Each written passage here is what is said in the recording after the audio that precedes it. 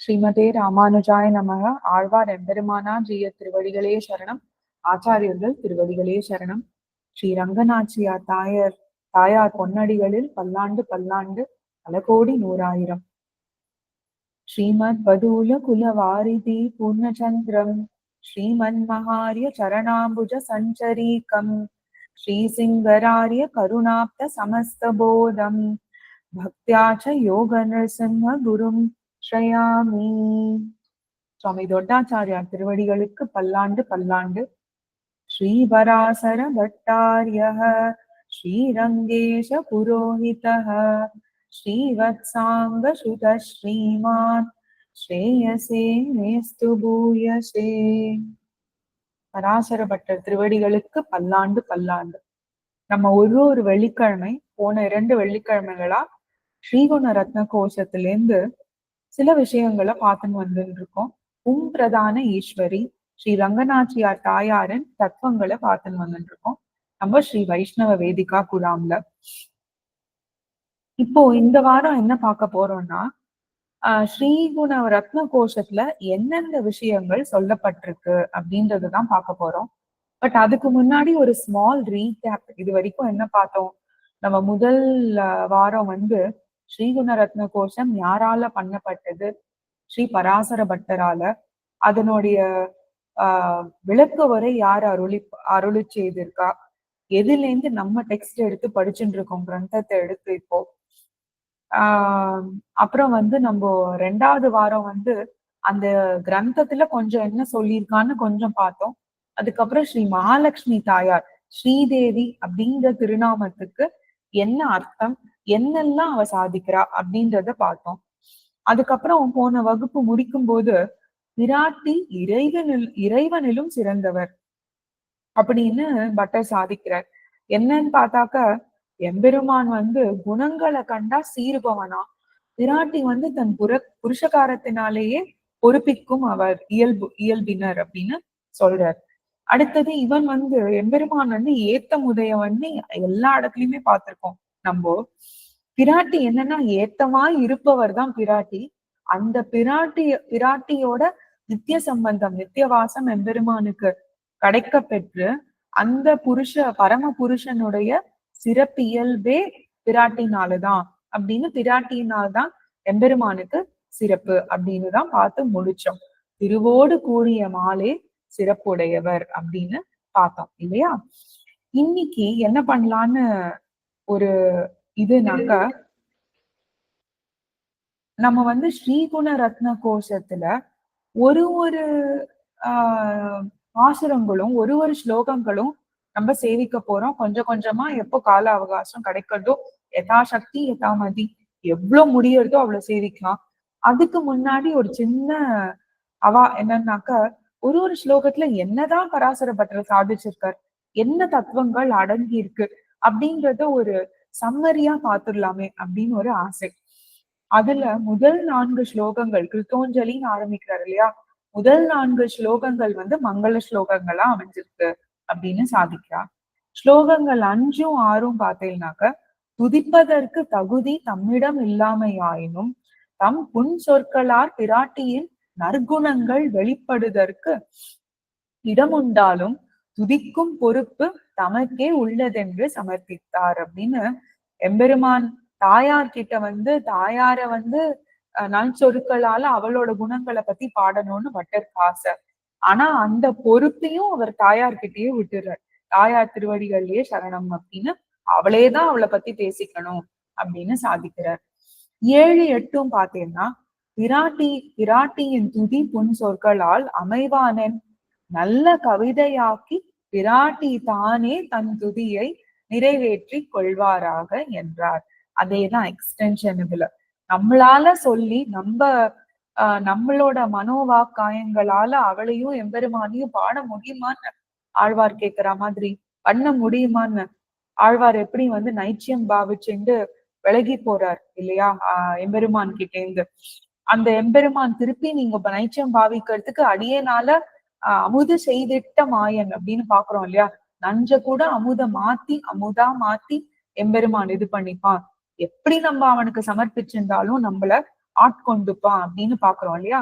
அந்த இதுல அதே மாதிரி இங்கேயும் வந்து நல்ல கவிதையாக்கி பிராட்டி தானே தன் துதிய பாடிக்கணும் அப்படின்னு கேக்குறார்.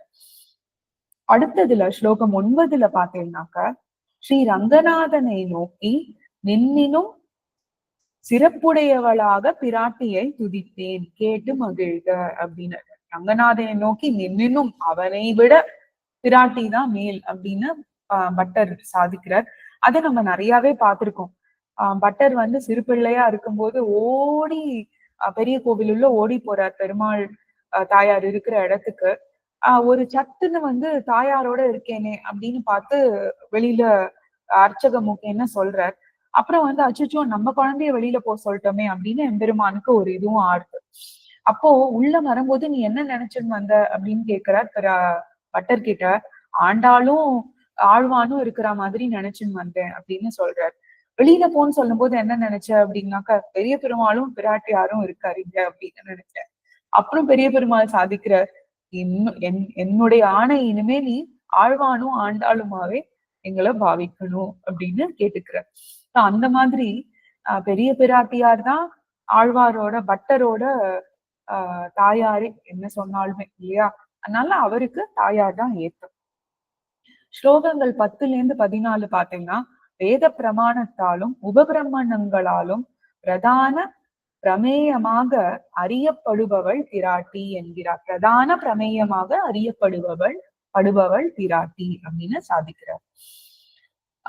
இப்ப வந்து நம்ம எம்பெருமானோட திருவடிகள் தான் நம்மளுக்கு வந்து கோல் இல்லையா? ஃபைனல் கோல் எம்பெருமானோட திருவடி. அந்த திருவடியை சேரத்துக்கு திருவடிகள் தானே தான் நம்மளுக்கு அங்க எடுத்துன்னு போகணும், அந்த இடத்துக்கு எடுத்துன்னு போகணும் இல்லையா? அதே மாதிரி அந்த பிரதான பிரமேயம் யாருன்னா பிராட்டியின் திருவடிகள்னா, அந்த பிராட்டியின் திருவடிகளால மட்டும்தான் எம்பெருமானோட புருஷகாரமாய் எம்பெருமான் திருவடிகள்ல நம்மள சேர்க்க முடியும் அப்படின்றத பாக்குறோம் இல்லையா? அதுதான் இங்க சாதிக்கிறது. ஸ்லோகங்கள் 15-18 வரைக்கும் மங்களகரமான பிராட்டியின் கடாட்சம் பெற்றன யாவும் நல்லன. யாரெல்லாம் எது எல்லாம் பிராட்டியோட திருவடிகள் பெற்றதோ அது நல்லன, அல்லன தீயன வென்றார் அப்படின்னு சாதிக்கிறார். மத்தது எல்லாம் தீயன அப்படின்னு. 19-20 இந்த 2 ஸ்லோகங்கள்ல லீலைக்கென்றே ஏற்பட்ட லீலா விதியில் பரிகாச ரசம் அனுபவிக்கும் படியை காட்டினார். 21 இவள் போகத்திற்கேற்பட்டது நித்திய விபூதி என்கிறார். எல்லாமே லீலா விபூதியும் சரி நித்திய விபூதியும் சரி, தாயாரோட ஒரு புன்முறுவல், தாயாரோட ஒரு புருவ நெளிப்பு, அதுக்காகவே எம்பெருமான் சாதிக்கிறான் அப்படின்னு காமிக்கிறார் இல்லையா? அதுதான் இங்க பட்டர் சாதிக்கிறார். அடுத்தது 22 இவ்வுபய விபூதியும் இறைவன் உட்பட இவ்வுபய விபூதியும் யாவும் பிராட்டியின் பரிகரங்களே என்றார். எல்லாமே பிராட்டியோட கண் அசைவு முறுவல்காக தான் நடக்கிறதுன்னு பார்த்தோம். எம்பெருமானே அவன் இவளிட்ட வழக்கா அவன் இருக்கானா, அந்த மாதிரி எப்படி அவனிட்ட வழக்கா இவள் இருக்காளோ இவளிட்ட வழக்கா எம்பெருமான் இருக்கான் அப்படின்னு சாதிக்கிறது. ஸ்லோகங்கள் 23-25 வரைக்கும் நித்திய விபூதியில் இறைவனோடு கூடியிருந்து போகம் அனுபவிக்கும் பிரகாரத்தை காண்பித்தார். அப்புறம் 26 அல்லாத தேவிமார்கள் இவளுக்கு அவயவ மாத்திரமே என்றார். மற்றவ எல்லாரும் வந்து பிராட்டியோட அவயவங்கள் அப்படின்னு. 27வது ஸ்லோகத்துல இறைவனோடு கைங்கரியத்தை ஏற்கும் நிலையை கூறினார். எப்படி கைங்கரியத்தை ஏற்க முடியும், இறைவனோடு கைங்கரியத்தை அப்படின்னு சாதிக்கிறார். 28 இறைவனுக்கு நிரூபிகை இவளே என்கிறார். இந்த திருவுடன் கூடின மாலே தானே நம்மளுக்கு பத்த முடியும், அதனால இறைவனுக்கே நிரூபிகை இவள் தான் அப்படின்றார். 29-31 பாத்தீங்கன்னா இறைவனது பெருமை இவளடியாக வந்தென்றார். எதுவா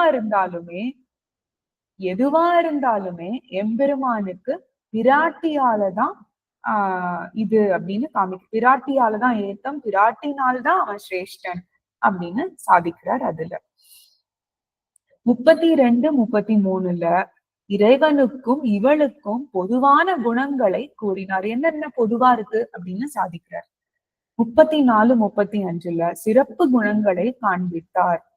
36ல இருந்து 38 வரைக்கும் திவ்ய மங்கள விக்கிரகத்தை வருணித்தார். ஆஹா, எவ்வளவு அழகா இருக்கா பிராட்டி. இங்க அதுவும் ரங்கநாச்சியார் வந்து சேவிச்சோம்னா திருவடி சேவை என்ன, திருக்கைகள் திருக்கரங்களோட சேவை என்ன, ரொம்ப அழகா சேவையாரா பிராட்டி. மாதிரி திவ்ய மங்கள், அவளோட திவ்ய மங்கள விக்கிரகத்தை வர்ணிக்கிறார் பட்டர்.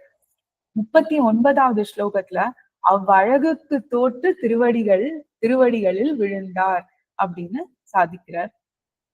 40, 41ல திருக்கண்களின் கடாட்சத்தை வருணித்தார். அந்த கண்களை பார்த்தாக்க எம்பெருமான் என்ன, நம்மெல்லாம் ஓடி போய் பிராட்டியின் திருவடிகள் விழும்போது எம்பெருமான் விழமாட்டானா? அவளுகிட்ட வழக்கா இருக்க மாட்டானான்னு. 42ல இருந்து 44 வரைக்கும் திருமேனி குணங்கள் முறையே மென்மை, இளமை, சௌந்தரியம் முதலின என கூறினார் அப்படின்னு சாதிக்கிறார். அடுத்தது கூடல் இன்பம் கூறினார் 45வது பாசுரத்துல. 6, 7, 46, 47 திருவாபரண சேர்த்தி கூறினார். ஆஹா, என்ன ஒரு திருவாபரண சேர்த்தி, எப்படி இருக்கும் இல்லையா, தாயாருக்கு ஒரு ஆபரணமும், அதை சாதிக்கிறார். அவதார திருமேனியையும் 48, 49 அவதார திருமேனியையும் பார்க்கடலில் தோன்றினவையும் கூறினார். எப்படி தோன்றியிருக்கா அப்படின்னு. 50வது ஸ்லோகத்துல புருஷகார மாதருக்கு வேண்டிய பொறுமையின் சிறப்பை காண்பித்தார். எவ்வளவு பொறுமை இருக்கணும் இல்லையா பிராட்டிக்கு.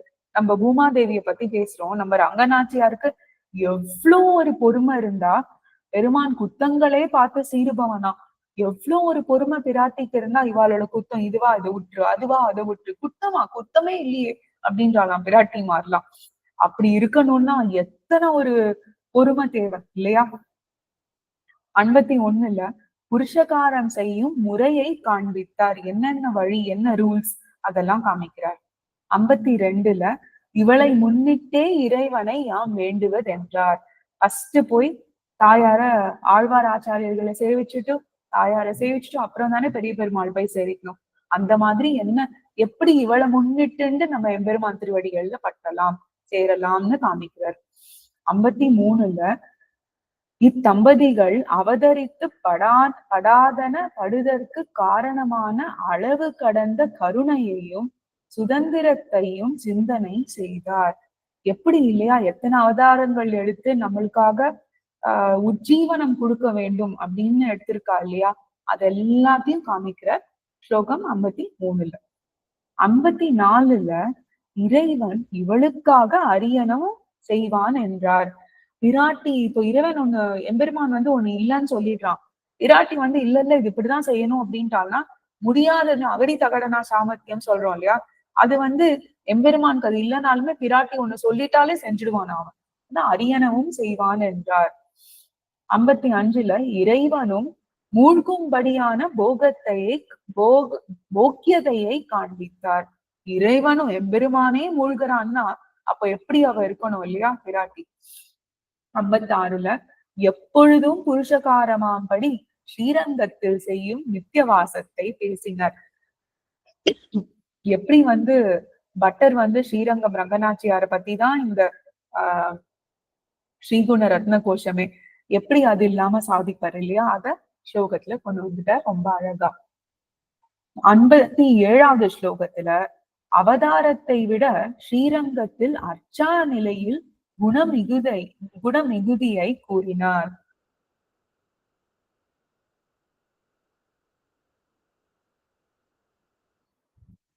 58 ஸ்லோகத்துல கொடை தீரத்தின் சிறப்பை கூறினார்.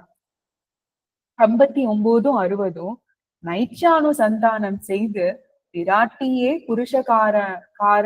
காரமானதை பேசினார். எப்படி பிராட்டியே புருஷகாரமா ஆயிருக்கா அப்படின்றத பத்தி பேசுறாரா. ஏன்னா பட்டருக்கு எல்லாமே பிராட்டி தான் இல்லையா. 61 கடைசி ஸ்லோகத்துல இம்மை மறுமைகளே ஸ்ரீரங்க நாச்சியாரே தந்தருள வேணும் என்று பிரார்த்தித்து தோற்றத்தை தலை கட்டினார்.